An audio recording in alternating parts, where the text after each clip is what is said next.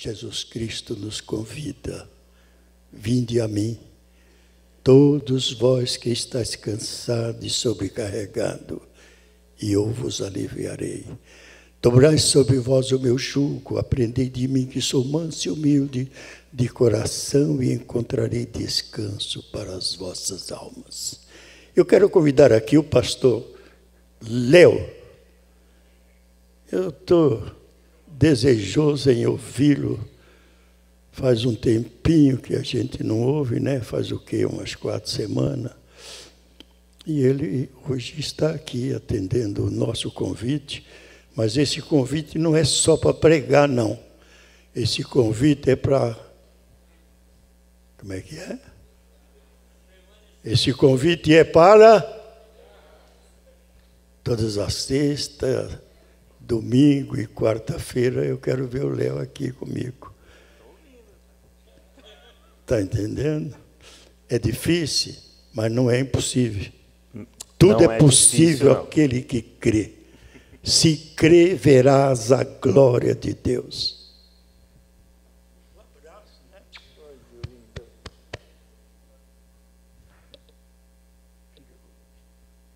Cadê quem está no som aí? Alguém pode... Corta esses 2 microfones só um segundinho para mim. Só um segundinho, que é uma conversa aqui. Cadê? Não cortou aí? Cortou? Cortou?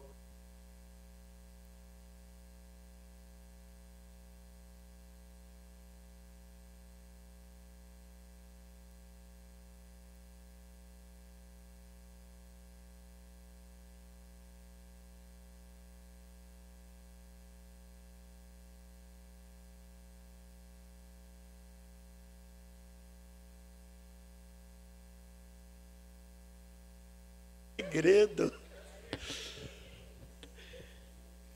Podemos dar glória a Deus? Aí sim. Aleluia. Glória a Deus. Todas as coisas contribuem para o bem daqueles que amam a Deus, daqueles que estão adorando o Senhor na beleza da sua santidade. Vamos em frente, que atrás vem gente. O Léo nos trazendo a mensagem da palavra de Deus. Obrigado, pai. A gente estava numa conversa de família aqui, os irmãos me perdoem a indelicadeza, tá bom? É que faz muito tempo que a gente não se vê, né, pai? Bastante tempo. Bastante tempo. Foi hoje de madrugada, é isso? E a gente conversou pela última vez. Meus irmãos, vamos começar lendo a palavra de Deus. Tudo bem com os irmãos? Tudo bem? Faz umas 4, 5 semanas que eu preguei aqui, né, paizão? 4 semanas. É isso. Vocês se lembram? Estou passando aí. Lembra disso?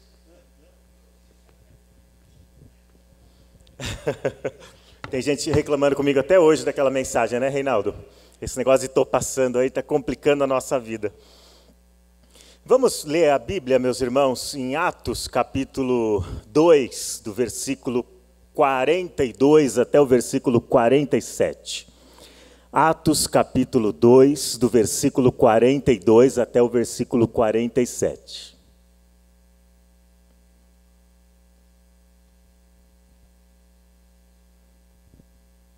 Eu vou ler na revista e corrigida, eu acredito que é essa que os irmãos têm em mãos. Deve ser essa, né? Diz assim a palavra de Deus. Atos capítulo 2, do versículo 42 até o versículo 47.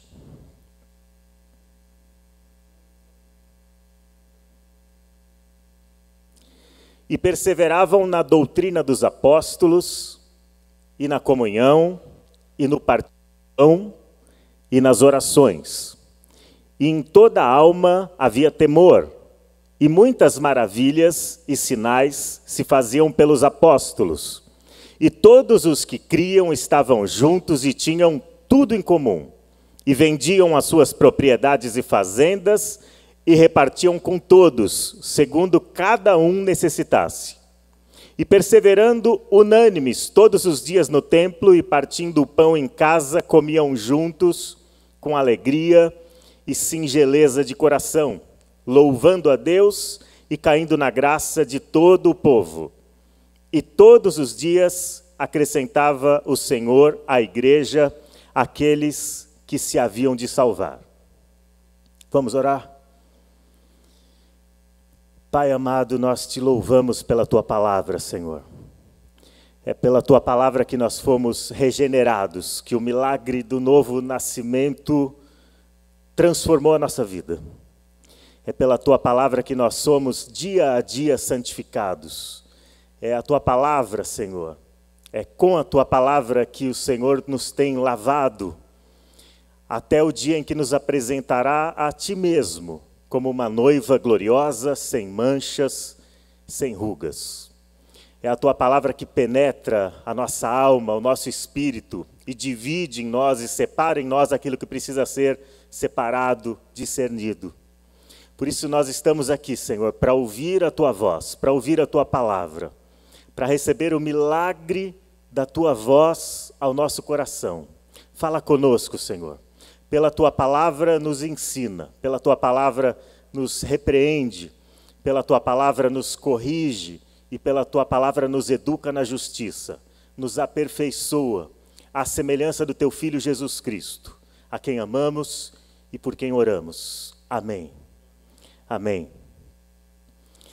Dizem que uma irmã da Assembleia de Deus, muito fervorosa e cheia de dons, dirigente do círculo de oração de uma igreja de bairro, encontrou um pastor de uma igreja reformada, bastante tradicional, na feira, perto da casa dela.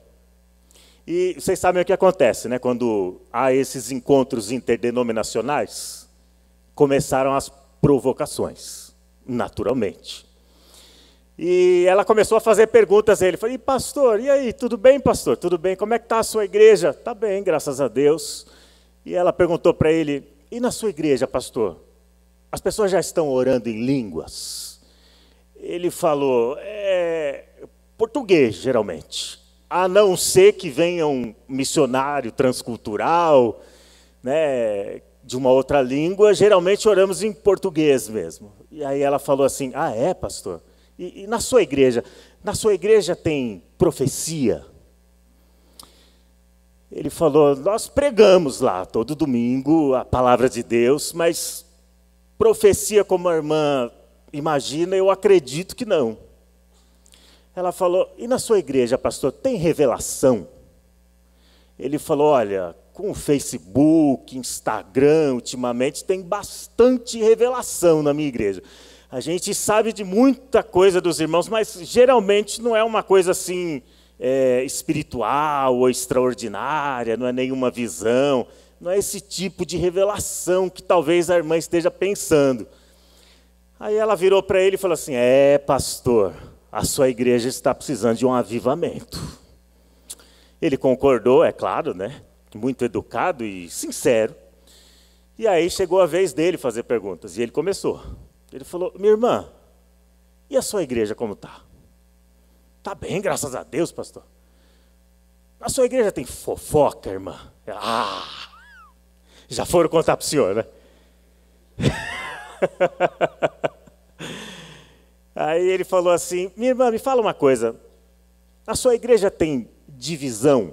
Tem irmão que não fala com o irmão, que muda de corredor quando um irmão está passando, tem presbítero que não gosta do pastor, diácono que não gosta do presbítero?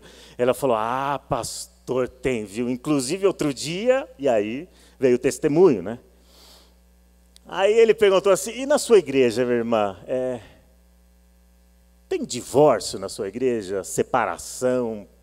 As famílias estão como na sua igreja, minha irmã? Ela falou, está muito difícil, pastor. Ele virou para ela e falou assim, minha irmã, eu acho que a sua igreja também está precisando de um avivamento. Como é que a gente pode saber quando a nossa igreja está precisando de um avivamento? Como é que a gente pode saber quando a nossa vida, quando a gente, pessoalmente, individualmente, está precisando de um avivamento? Vocês sabem que a gente está no Outubro Rosa, né? Eu vim até vestido a caráter, e eu percebi que muitos músicos e cantores aqui também. E é o mês que a gente chama atenção para a importância do autoexame. Hoje a gente vai tentar fazer um autoexame espiritualmente aqui, tentar descobrir se a gente está precisando, como igreja, ou como indivíduo, como cristão, de um avivamento. Então, existem alguns sinais que podem ajudar a gente a perceber que a igreja precisa de um avivamento. Por exemplo, quando a nossa piedade mora simplesmente na aparência. Você sabe que nessa época de redes sociais, está cada vez mais tentador viver uma vida de aparências, não é? Nas redes sociais a gente sempre tenta parecer mais inteligente, a gente posta os livros da estante, mesmo se a gente não lê. A gente tenta parecer mais magro. Você já percebeu que se a pessoa demora muito para disparar a foto, a gente começa até a escurecer a vista, de tanto que a gente está segurando o fôlego, para parecer mais, procura o melhor ângulo para parecer menos inchadinho. A gente quer parecer mais rico, quer parecer que viaja mais. A gente posta as fotos dos sashimis, mas dificilmente alguém posta uma foto de um pão com ovo aqui, a não ser que seja bem gourmetizado, né? E a gente gosta de parecer mais espiritual também. A gente está vivendo uma época de um fenômeno que eu chamo de selfie espiritual. Pessoas postando fotos com as mãos para cima, com os rostos cheios de lágrima, mostrando momentos de adoração. Uma adoração cada vez mais pública ou publicada. Enquanto que a devoção do quarto de oração parece cada vez mais minguar. Quando a nossa espiritualidade é só uma questão de aparência, só uma questão de publicações nas redes sociais, talvez esse seja um indício de que precisamos de um avivamento. Quando há divisões na igreja, talvez seja um indício de que estejamos precisando de um avivamento, como esse pastor reformado lembrou a essa irmã bastante pentecostal. Quando a evangelização é terceirizada, ou seja, quando nós acreditamos que comunicar o evangelho, que pregar o evangelho, que dar testemunho da salvação é uma tarefa para alguns poucos profissionais do ramo da evangelização e de missões urbanas ou de missões transculturais, esse é um sinal de que estamos precisando de um avivamento. Quando o analfabetismo bíblico parece epidêmico na igreja, e hoje eu acho que talvez o analfabetismo bíblico seja a principal doença da igreja evangélica contemporânea. Você vê os programas evangélicos na televisão, ou na internet, ou nas rádios, e as pessoas estão falando sobre tudo, menos sobre a Bíblia. Eu recebo convite para falar em eventos de ministérios de jovens, aqui ou em São Paulo, na capital, ou no interior, e às vezes eu percebo nas programações que o que menos se menciona é a Bíblia. Não se discute mais textos bíblicos, não se expõe mais textos bíblicos em muitas reuniões de jovens. As pessoas estão discutindo outras coisas, e muitas vezes numa perspectiva que nem é bíblica, porque lhes falta até o conhecimento bíblico, a alfabetização bíblica. Quando poucos fazem o trabalho de todos, enquanto todos os outros fazem pouco. E fazem pouco aí nos dois sentidos, tá?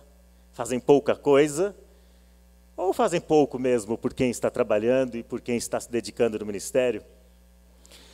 Quando as famílias estão se dissolvendo, e as pessoas estão cada vez mais isoladas, inclusive dentro de suas próprias casas. Quando os pais, as mães, às vezes demoram semanas ou até meses para descobrir que suas filhas e seus filhos estão se cortando no banheiro da escola. E se assustam quando descobrem que eles estão com ideação suicida e postando isso na internet há dias. Talvez este seja um sinal, estes abismos que têm separado as pessoas de uma mesma família, sejam um bom indício de que estamos precisando de um avivamento. Quando não há crescimento, nem no âmbito individual ou pessoal, e nem no âmbito coletivo, comunitário. Não há crescimento nem espiritual e nem crescimento numérico. Esse talvez seja também um sintoma de que estamos precisando de um avivamento. Você encontra uma pessoa, depois de 5 anos e conversa com ela e descobre que nada mudou na vida dela, que ela não avançou nem um palmo mais no conhecimento bíblico, nem um palmo mais na experiência com Deus, na vida com Deus, no controle do temperamento ou da língua. Nada mudou. Esse pode ser um sinal de que estamos precisando de um avivamento, e certamente é. Quando passam-se décadas e décadas e as mesmas pessoas estão fazendo as mesmas coisas da mesma maneira nas igrejas, obstruindo o ingresso no ministério de outras pessoas, obstruindo a renovação ministerial, a ampliação ministerial, a inovação no ministério. Você sabe que a perseverança, a resiliência, são virtudes cristãs. E pessoas que são resilientes e perseverantes no ministério são uma grande bênção para a igreja. Mas isso não pode de jeito nenhum obstruir o ingresso de novas pessoas, o início de novos ministérios, a origem ou a semeadura de novos modelos, de novas estratégias. A igreja precisa estar sempre olhando para frente. E nós precisamos sempre estar preparando pessoas para nos suceder, para seguir fazendo o que já fazemos ou para fazer outras coisas, conforme novas necessidades surjam.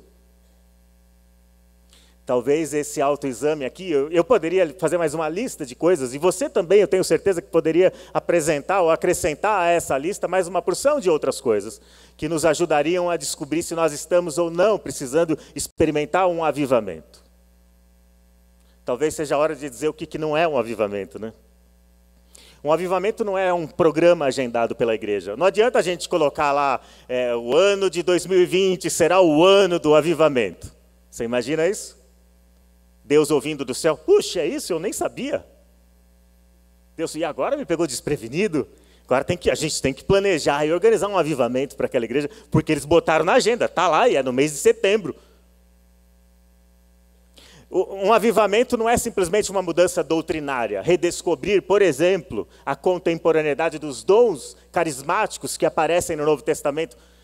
Uma mudança doutrinária não é necessariamente um avivamento. Ela acompanha um avivamento, mas ela não é necessariamente um avivamento. Algumas das igrejas mais frias e mortas espiritualmente que eu já conheci não tinham problema nenhum em reconhecer a contemporaneidade dos dons. E eram pentecostais clássicas na sua teologia.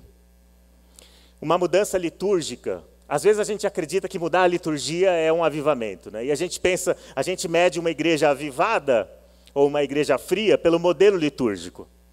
E eu tenho 44, né? Tem alguns irmãos mais experientes ainda do que eu aqui, mas também tem bastante gente mais jovem do que eu.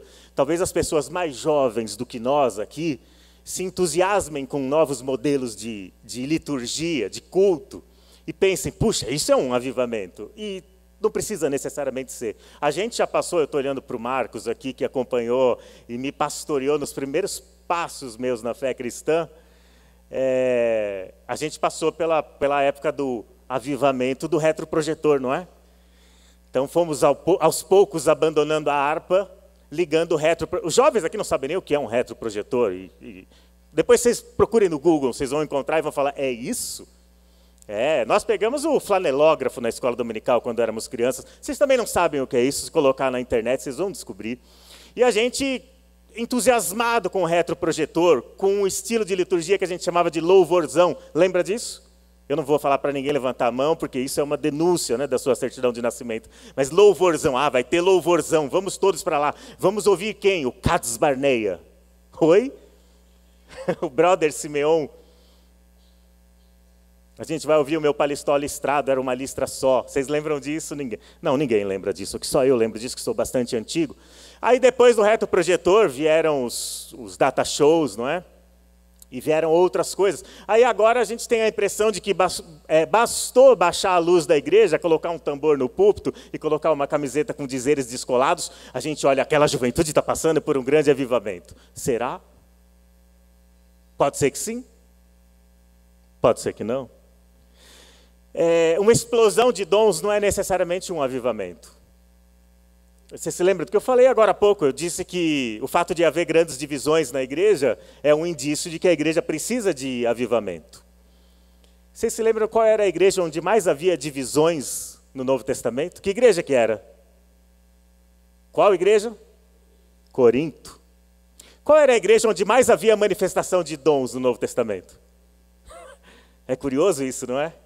Era a igreja mais pentecostal do ponto de vista da manifestação dos dons carismáticos, mas também quantos problemas, hein?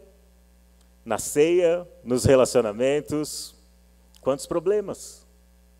No culto, e na própria administração dos dons, quantos problemas? Um modismo evangélico que varre centenas de igrejas não precisa ser necessariamente um avivamento, e muitas vezes não é. Eu já vi alguns modismos evangélicos, eu lembro de uma época que a moda era nascer dente de ouro nas pessoas. Lembra disso? E eu orava para nascer um dente de ouro em mim, não porque eu não tivesse algum dente, eu até queria que viessem mais dentes, mas porque eu queria muito comprar uma bicicleta nova e eu podia vender esses dentes se eu recebesse esses dentes. Teve uma época numa igreja bastante importante, pentecostal, e uma igreja bastante séria, que esteve na moda durante alguns meses, um irmão que orava por emagrecimento instantâneo. Olha como seria bom. E eles falavam, olha, irmão, pode levar uma roupa extra, ou pode levar um cinto bem apertado, porque senão... Teve época que as pessoas sopravam para os outros caírem. Ou caíam ao chão e ficavam rindo. Houve casos de pessoas que acabaram fazendo suas necessidades no chão, no palco, diante do púlpito, em êxtase. E as pessoas chamavam aquilo de avivamento. Crescimento numérico também não é necessariamente avivamento. Ele pode ser fruto de estratégias de administração, de marketing digital, ou da influência, para ser redundante, de influenciadores digitais que sobem ao palco e arrastam multidões querendo tirar uma selfie. Em eventos em que a Bíblia às vezes não é nem mencionada. Onde a teologia coach, que faz bastante sucesso atualmente, ocupou o lugar das Escrituras. Isso pode não ser um avivamento. O que significa, afinal de contas, um avivamento, então? Essa palavra avivamento não aparece no Novo Testamento, mas o conceito está lá, e o conceito está em toda a Bíblia. Avivar significa literalmente isso, trazer de volta à vida aquilo que está muito doente, ou que talvez esteja até morto já. E quando a gente fala em avivamento espiritual, a gente está falando disso, de exatamente a mesma coisa, aplicando-se à vida espiritual. Avivamento é trazer de volta a saúde, ao vigor, aquilo que está morto ou doente espiritualmente.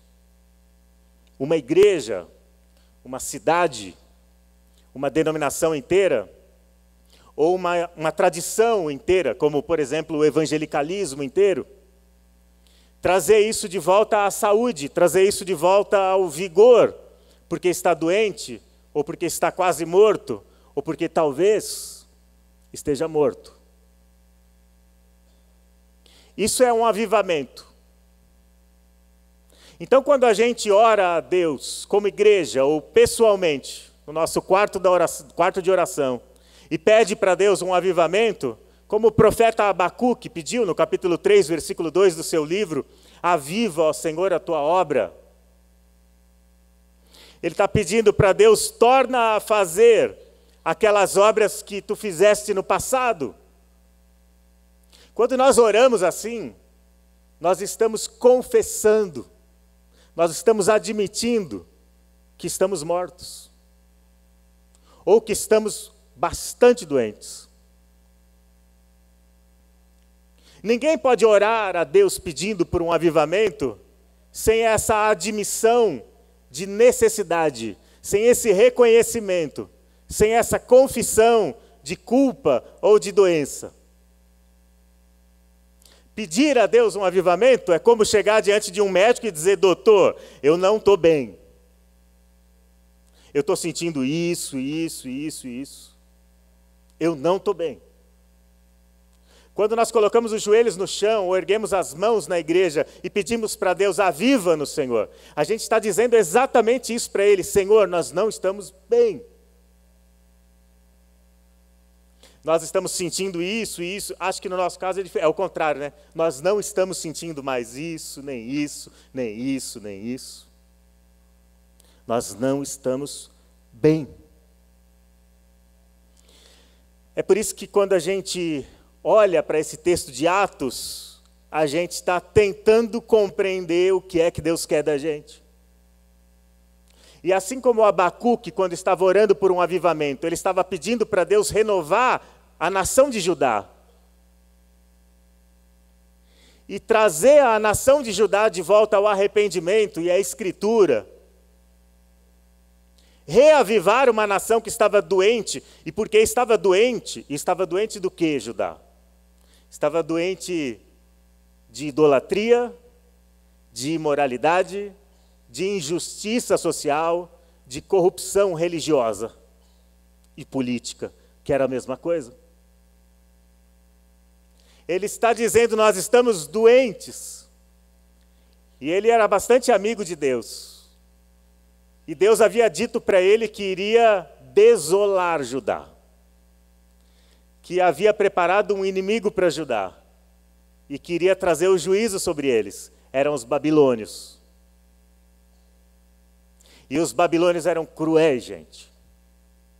Eles estavam em vias de invadir Jerusalém, de saquear o templo, de colocar fogo em tudo, de profanar a casa de Deus.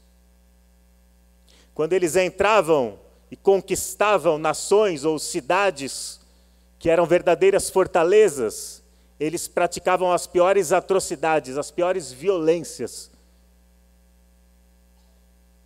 Eles faziam pilhas com as cabeças dos jovens soldados.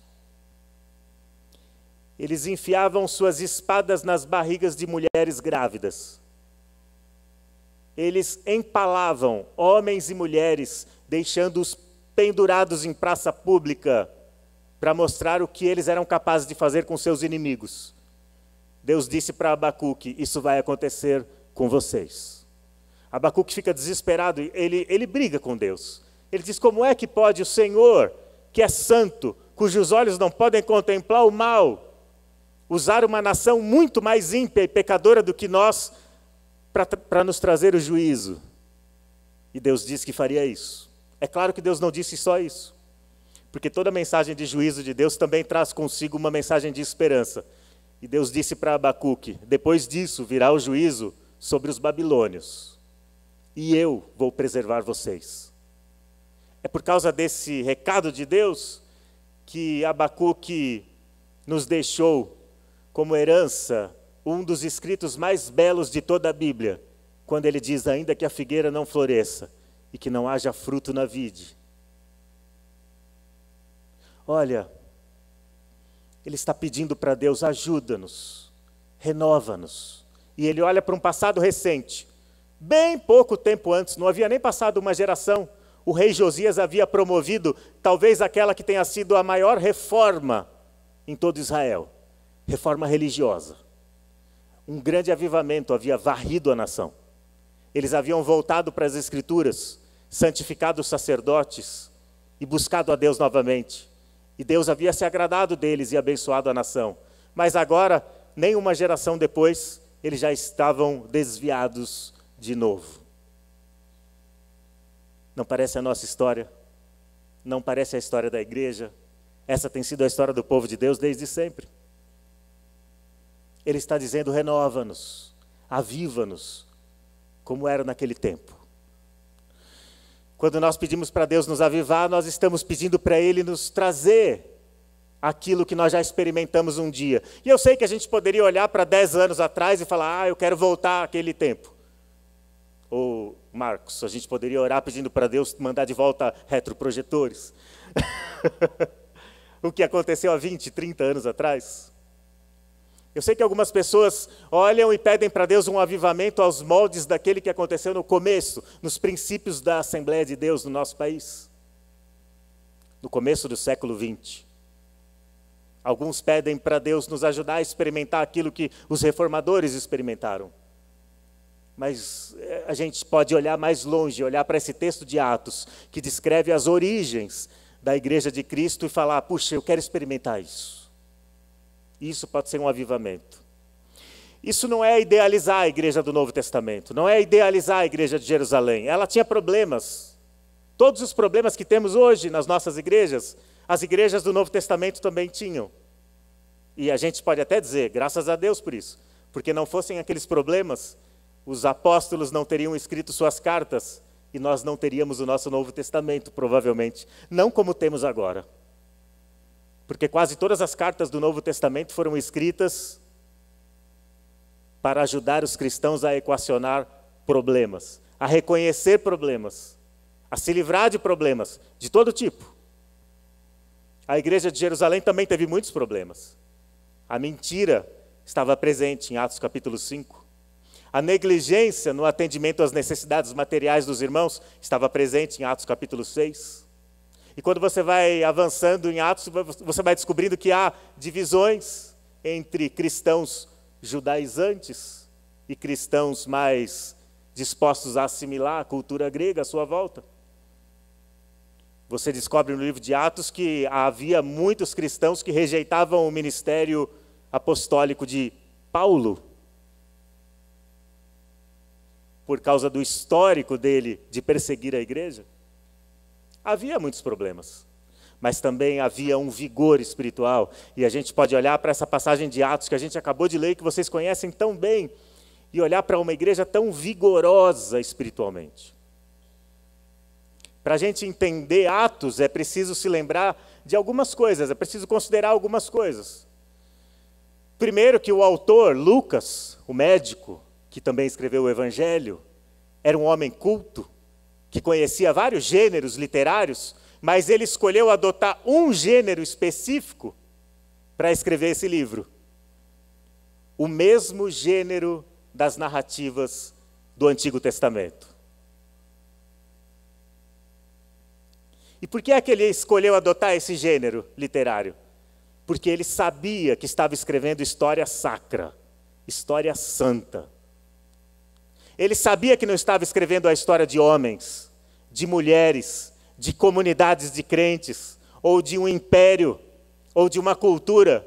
Ele sabia que estava escrevendo a história de Deus. Porque é assim que é o Antigo Testamento. A personagem principal de todo o Antigo Testamento é Deus. Não é Abraão no livro de Gênesis. Não é Davi. A história principal, o personagem principal de toda a história bíblica é o próprio Deus, que se revela, e revela cada traço do seu caráter, da sua personalidade, da sua santidade, dos seus atributos incomunicáveis a cada página. É Deus que você conhece a cada página. E quando Lucas vai se debruçar sobre a história daquela igreja, em sua gênese, ali em Jerusalém, e depois se espalhando por todo o mundo, ele sabe que está escrevendo a história de Deus. Por que é importante a gente lembrar disso? Ou considerar isso? Porque se você for igual a mim, você tem uma tendência danada de olhar para a história da igreja e achar que é de homens que se trata. De olhar para a história da igreja e o tempo todo ficar pensando, mas, puxa vida, o que é que eles estão fazendo da igreja? Ou o que é que eles vão fazer com a igreja? Puxa, o que será da igreja no futuro? O que será da igreja daqui 10 anos? E quando a gente olha assim para a igreja, é porque a gente se esqueceu de que a história da igreja é uma história sacra, é uma história santa, não é a história de homens. Não é a história de denominações. Não é a história de movimentos religiosos. É a história de Deus. E é Deus quem é a personagem e quem é o autor dessa história. É Ele quem está escrevendo a história. E quando você olha para a igreja e acha que ela está escapando do controle de Deus, o problema não está em Deus.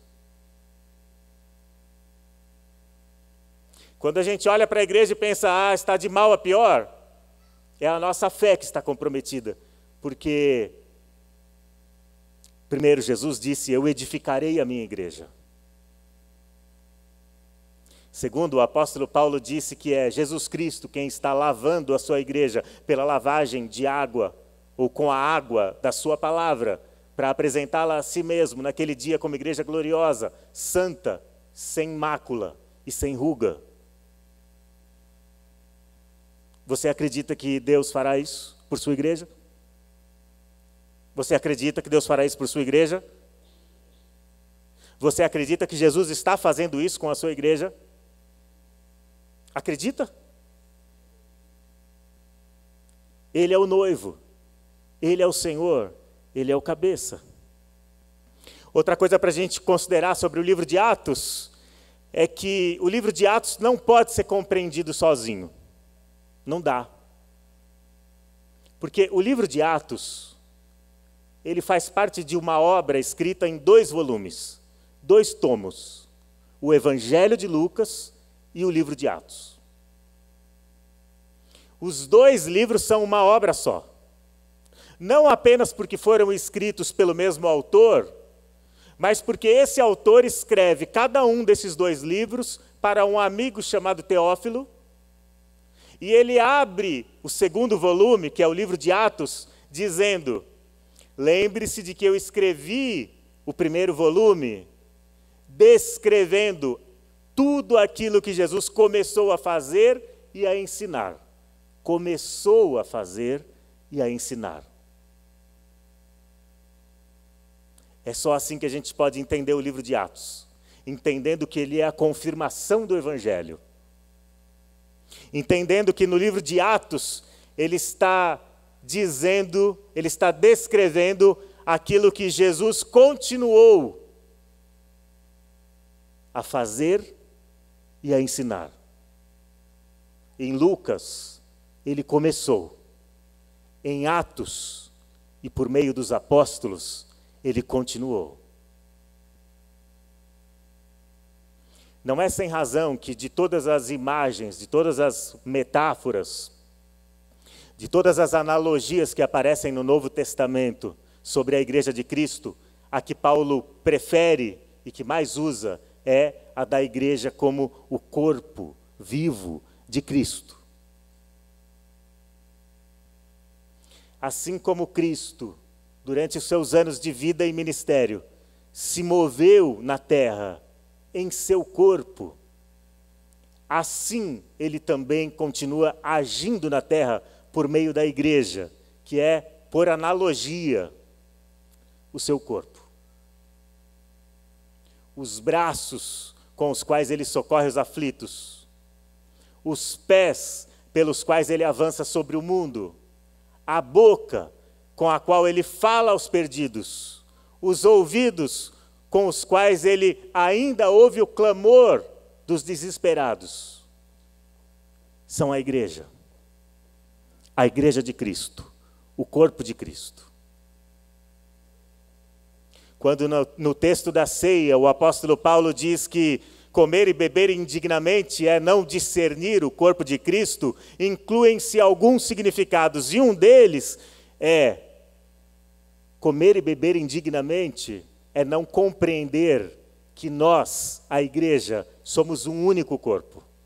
E quando nos dividimos e nos degladiamos, e nos atacamos, e nos devoramos uns aos outros, como os coríntios estavam fazendo, é contra o corpo que nós estamos pecando.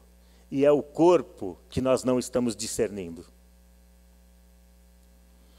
É preciso entender que Lucas escreveu o livro de Atos para encorajar-nos a permanecer fiéis, como a igreja em Atos foi fiel. Apesar da oposição, apesar das adversidades, apesar das perseguições que começaram com uma simples zombaria no dia de Pentecostes, lembra? Ah, eles estão bêbados. Passando pela perseguição deflagrada contra os cristãos, passando pelas falsas acusações, passando pelo martírio de Estevão, o primeiro cristão martirizado por sua fé, apedrejado, que viu uma escada aberta para ele, com Cristo de braços abertos, lhe esperando, enquanto era morto, apedrejado pelos seus compatriotas que o perseguiram. Ao longo de todo o livro de Atos, a gente vai vendo que a perseguição só aumenta, a ponto deles terem de se espalhar pelo mundo, porque Jerusalém não os suportava mais. A ponto deles terem de dar as costas para as sinagogas, porque eles eram expulsos de todas elas. A ponto de Paulo chegar ao fim do livro esperando a morte, esperando ser decapitado, porque o evangelho para um mundo que está perdido é bastante insuportável. Ou numa linguagem do nosso tempo, é politicamente bastante incorreto. E é aí que aparecem algumas marcas de uma igreja avivada e que a gente pode perceber aqui. São 5 palavrinhas só. E eu vou falar sobre cada uma delas em 2 minutos. Mas para nos lembrar e nos ajudar a reconhecer aqui nessa passagem tão conhecida que a gente acabou de ler, quais são as marcas de uma igreja avivada? São 5 palavras. Eu pedi para o Géser colocar aí, está aí? Se o Géser apareceu. Obrigado, Géser. O Géser é um camarada que tem colocado o talento dele, a competência dele a serviço do reino e tem feito muita diferença no reino de Deus, na vida dessa igreja, dos jovens dessa igreja. E ensinado pessoas a fazer isso também. E cooperado com pessoas que também fazem isso ao lado dele. É muito bom ter você aí, Géser. 5 palavras que mostram para a gente algumas marcas de uma igreja avivada. A primeira é inegociável, Bíblia. A segunda, vida. A terceira, devoção. A quarta, missão. E por último, presença. Será que a gente consegue repetir essas 5 palavras aqui? A gente pode ler juntas, para a gente tentar gravar, e eu vou pedir para o Géser deixar elas aí o tempo todo, para a gente saber do que se trata. Vamos lá, todos juntos, as 5 marcas de uma igreja avivada. Quais são? Bíblia, vida, devoção, missão, presença. Vamos de novo agora bem alto, vamos lá? Bíblia, vida, devoção, missão, presença. A primeira de todas é a Bíblia. Perseveravam na doutrina dos apóstolos. Essa é a primeira marca. O vigor da igreja de Atos e da igreja de todo o Novo Testamento, em especial dessa igreja de Jerusalém, no seu nascedouro, estava totalmente associado ao seu apego à doutrina dos apóstolos, ou seja, ao conselho da palavra de Deus para a vida deles, como pessoas e como comunidade. Os apóstolos haviam aprendido de Cristo e Cristo havia lhes prometido: o Espírito Santo os fará lembrar de tudo aquilo que eu lhes ensinei. E a tarefa de vocês, a grande comissão, é vocês ensinarem as pessoas a guardar tudo aquilo que eu lhes ensinei. É a palavra de Cristo. É a doutrina dos apóstolos, a concentração deles na doutrina, na teologia cristã. A palavra tinha de dizer aos homens e às mulheres como eles deveriam viver, como eles deveriam adorar, como eles deveriam se reunir, como eles deveriam impactar o mundo. É por isso que uma igreja avivada, ela tem que ser, acima de tudo, uma igreja que lê, que prega, que ora, que canta e que obedece a palavra de Deus. A gente poderia ler qualquer outra coisa aqui no domingo à noite, ou na escola dominical, ou nas reuniões de jovens, mas se a gente lê qualquer outra coisa que não a palavra de Deus, a gente perdeu o foco. A gente poderia, e de fato muitas igrejas estão fazendo isso, pregar sobre quaisquer outras coisas nas nossas reuniões. Sobre estratégias de marketing pessoal, empreendedorismo, Inteligência emocional. Coaching ou mentoring, que está mais na moda agora. Essas pessoas que são obcecadas por estar na moda, elas devem sofrer muito, porque a cada semana aparece uma coisa nova. E se ele ficar para trás, ele já está obsoleto em 5 dias. A gente poderia pregar as ideias de Freud, de Jung, de quem for. Mas a gente perderia o foco. A gente poderia lotar o nosso auditório pregando essas coisas.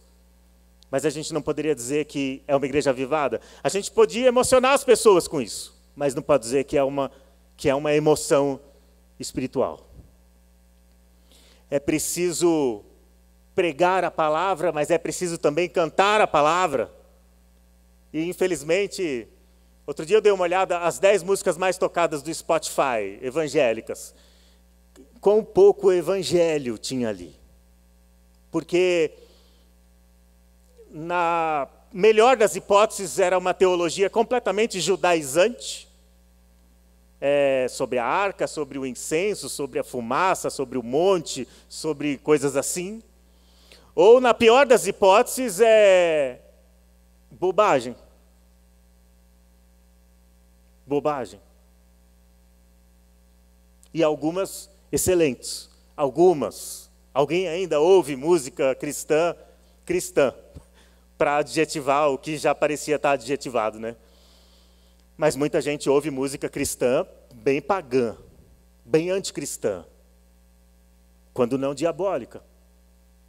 A gente precisa voltar a cantar a Bíblia. Depois que eu fui descobrir, Márcio, nosso regente, como o retroprojetor trouxe bastante bobagem para a gente também, e aí eu comecei a ter saudades dos hinos da harpa. Aí alguém teve a brilhante ideia, para enganar os jovens, como eu na época, de colocar a letra do hino da harpa também no retroprojetor. Aí eu voltei a descobrir que existem músicas melhores do que dizer que Jesus é melhor do que Coca-Cola e é melhor do que Guaraná, como as pessoas da minha geração cantaram. Cantaram, viu? É preciso orar a palavra. E não mantras de autoajuda, ou para sentir alguma coisa e desligar a mente. E é preciso obedecer a palavra. É essa centralidade na Escritura. É aquilo que os reformadores chamaram de sola Escritura. Esse mês é o mês do aniversário da Reforma, não é? Em outubro, no dia 31, nós celebraremos os 502 anos da Reforma Protestante. Havia 5 solas da Reforma, e a primeira e mais importante de todas, sola Escritura. Somente a Escritura. João Calvino disse assim: onde quer que você ouça ou veja a palavra de Deus sendo pregada, aceita, confessada e posta em prática, não tenha dúvidas de que ali se encontra a verdadeira igreja santa e universal. Não é o nome de uma denominação, tá? A palavra aqui é católica. Não, também não é o nome de uma outra denominação. É a comunidade de todos os crentes, de todas as épocas, reunidos pela fé em Cristo, redimidos pelo sangue do Cordeiro. Onde quer que você ouça e veja a palavra de Deus sendo pregada, aceita, confessada e posta em prática, não tenha dúvidas de que ali se encontra a verdadeira igreja. Então a gente poderia ler diferente aqui, né? Onde quer que você não ouça e nem veja a palavra de Deus sendo pregada, aceita, confessada e posta em prática, não tenha dúvidas de que ali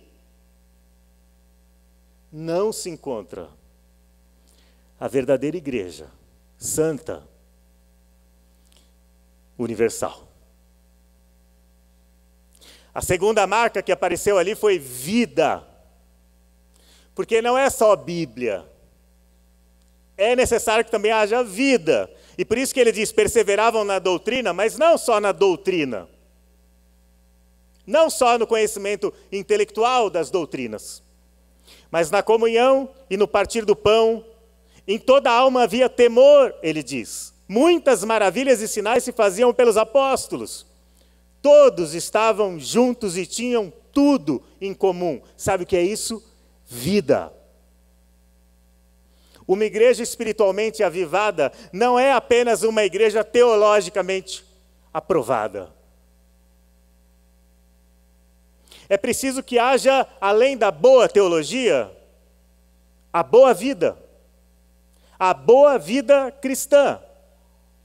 Vidas que demonstram na prática que a teologia cristã, todas as suas doutrinas, todas as suas proposições, fazem sentido na vida real, de pessoas reais, em situações reais. Não são apenas palavras. Não apenas fazem sentido, têm poder. O perdão não é uma doutrina cristã meramente.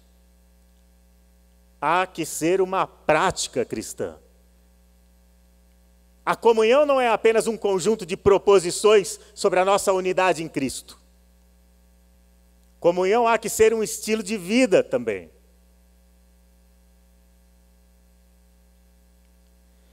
É preciso viver a boa vida.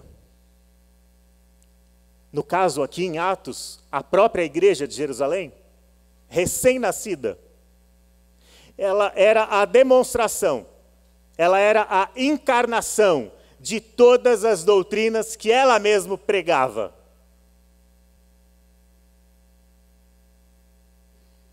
Vida.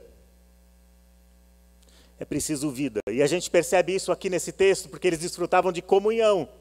Eu não vou trabalhar muito esse tema, porque no sermão do mês passado eu falei sobre isso. Você pode até ir no YouTube, o Géser pode até colocar na descrição do vídeo o link para você acessar o texto, o sermão sobre a cura no tanque de Betesda, e você pode assistir e tomar uma surra daquele vídeo, como eu ousei assistir depois e apanhei também de novo. Apanhei preparando, apanhei pregando, e depois fui assistir ao vídeo e sofri de novo. Eu nunca mais vou assistir aquele vídeo. Mas se você quiser compreender um pouco mais sobre esse conceito de comunhão, você pode assistir a esse vídeo. Eles demonstravam temor, um desejo ardente de viver uma vida em conformidade com Deus, com a vontade de Deus. E eles demonstravam poder em suas vidas. Não apenas poder para operar milagres. Olha aqui para mim. Porque é preciso poder para operar milagres, sim.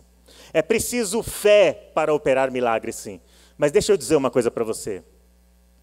Ter fé quando não há milagres é ainda maior do que ter fé para operar milagres.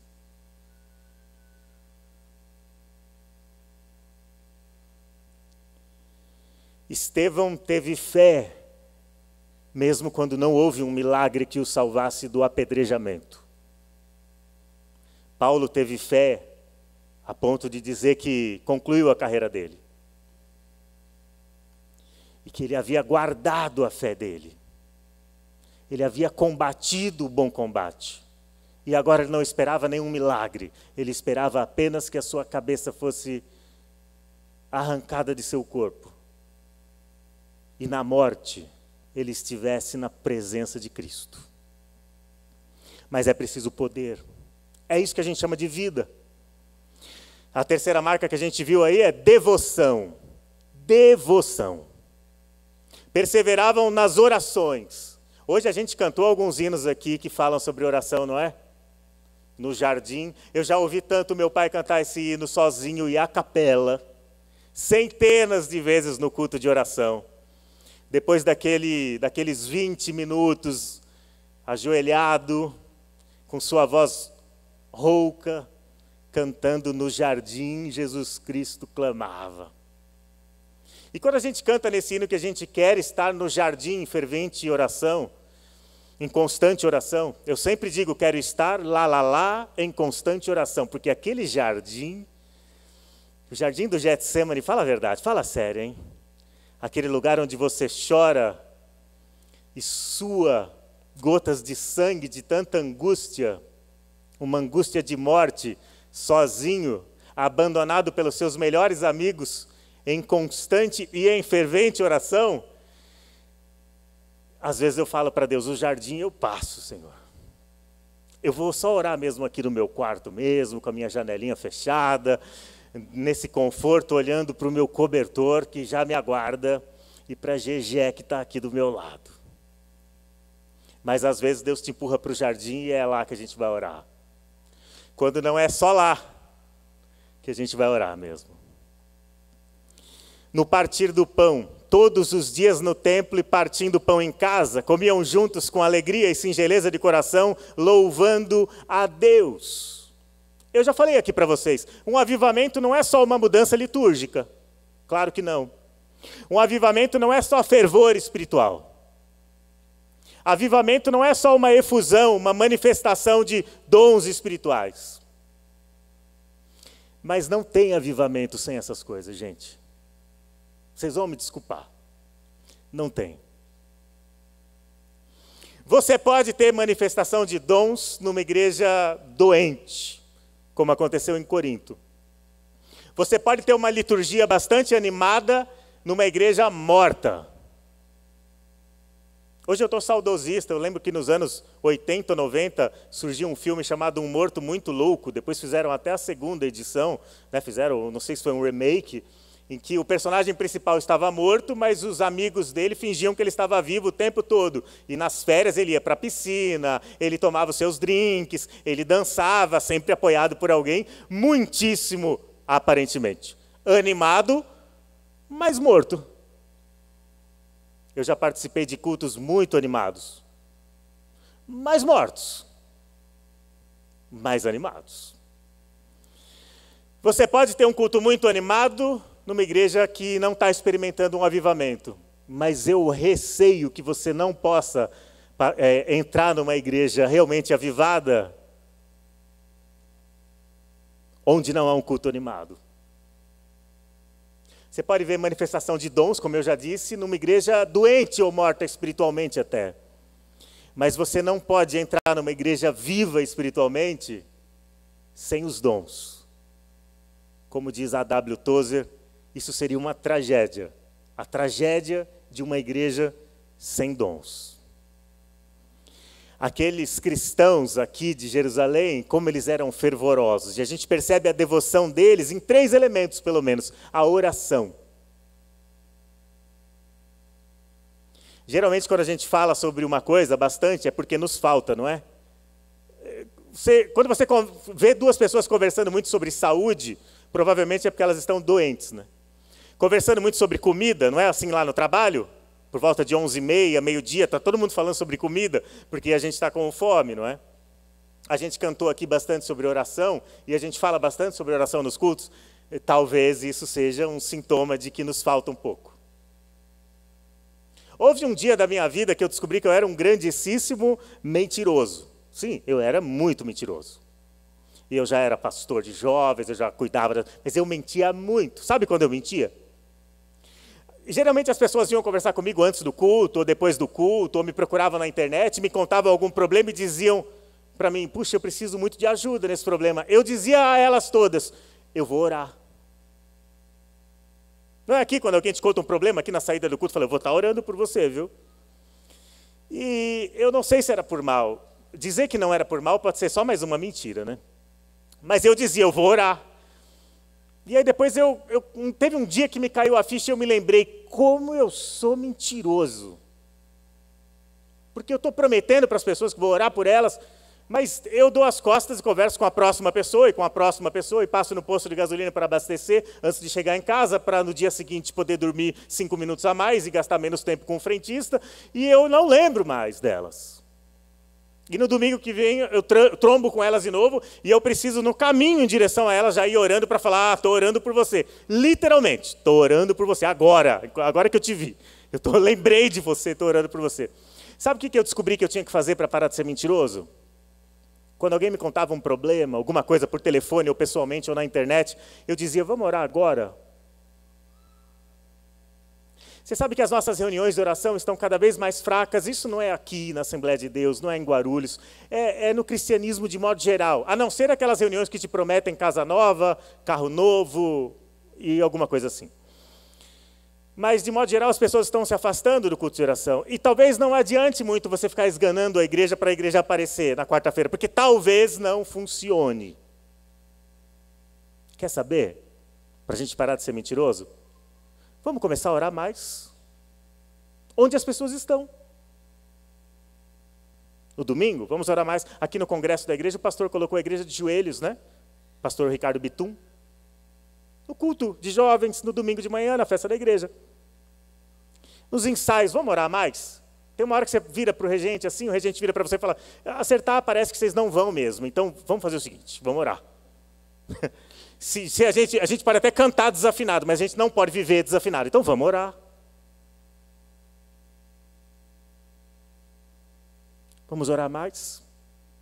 Eles tinham uma paixão pelos cultos, estavam todos os dias nos cultos. Todos os dias no templo, onde eles eram indesejados, tá? O culto não salva ninguém, gente, mas os salvos cultuam.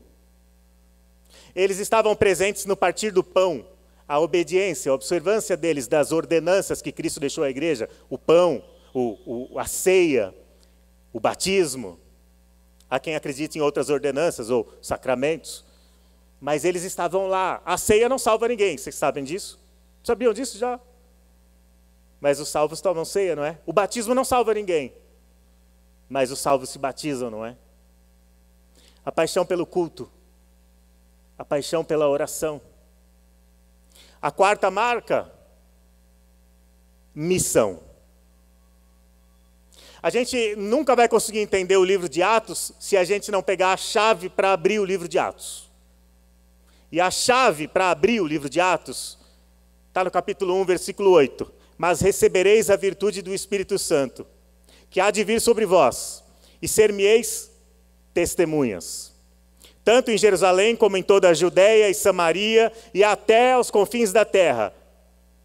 É só à luz de Atos, capítulo 1, versículo 8, que a gente consegue entender Atos, capítulo 2, versículo 47. E todos os dias acrescentava o Senhor à igreja aqueles que se haviam de salvar.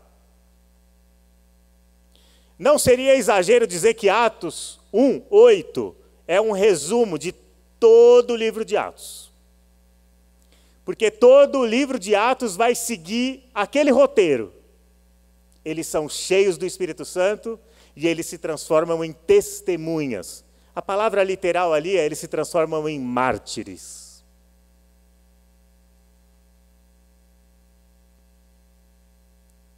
Eles se transformam em mártires em Jerusalém. Foi onde a igreja começou, não é? A igreja que começou tão pequena, numa reunião de oração, e foi crescendo vertiginosamente. 3.000 conversões, mais 2.000 conversões. Mas ficou ali em Jerusalém. E depois ela começa a avançar. Eles começam a ter problemas nas sinagogas e começam a se espalhar pelas sinagogas da Judéia, fruto da dispersão dos judeus.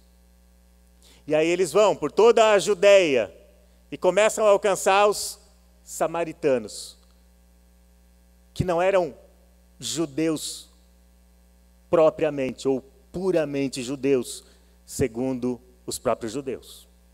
E o evangelho continua avançando por Samaria e depois para os confins das terras conhecidas na época, a ponto de terminar aterrissando em Roma, o centro do poder político e, para não dizer cultural também, da época.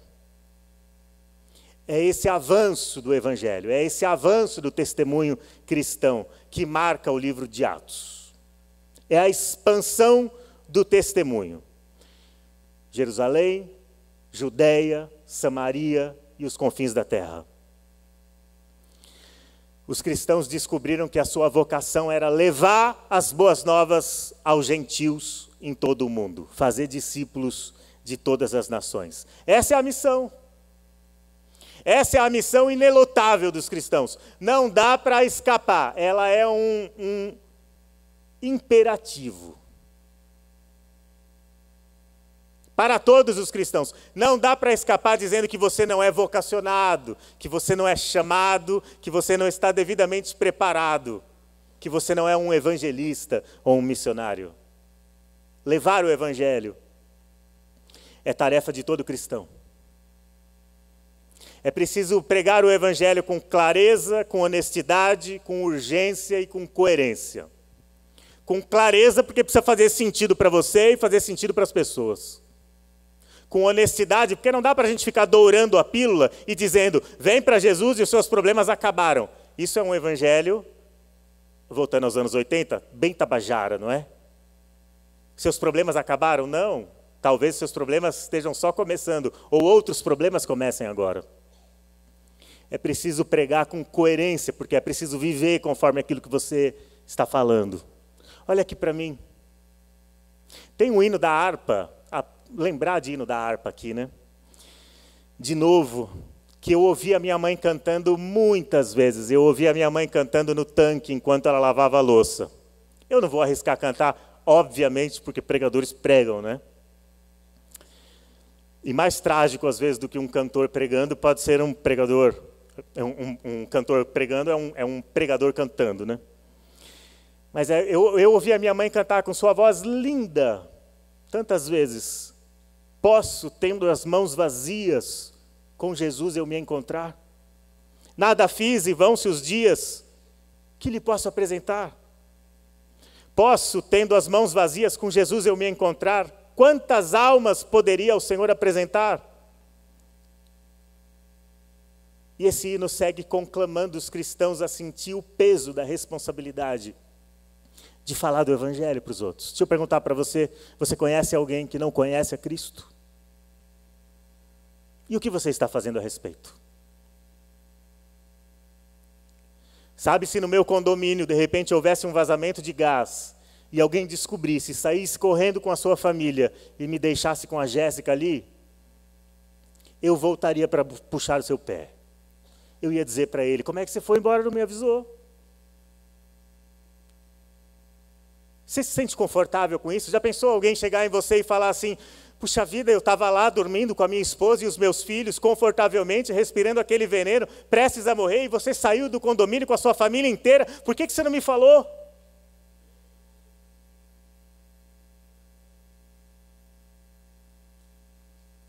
Você sabia que o avião estava caindo, você pegou o seu paraquedas, o meu estava debaixo da minha poltrona, por que você não me falou?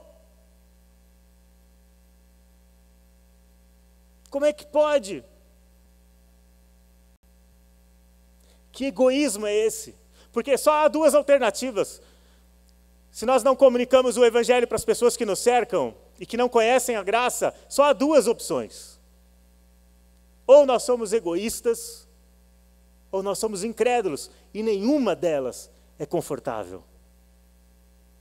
Porque ou nós não estamos dando a mínima para as pessoas que dizemos amar, ou nós nem acreditamos nisso de verdade. E por último, presença. Muitos cristãos, ao longo de toda a história, se perguntaram como é que a igreja pode impactar o mundo. Está na moda mudar o mundo, não? E os cristãos se perguntaram como eles poderiam mudar o mundo. Ao longo de 20 séculos a gente está se perguntando isso.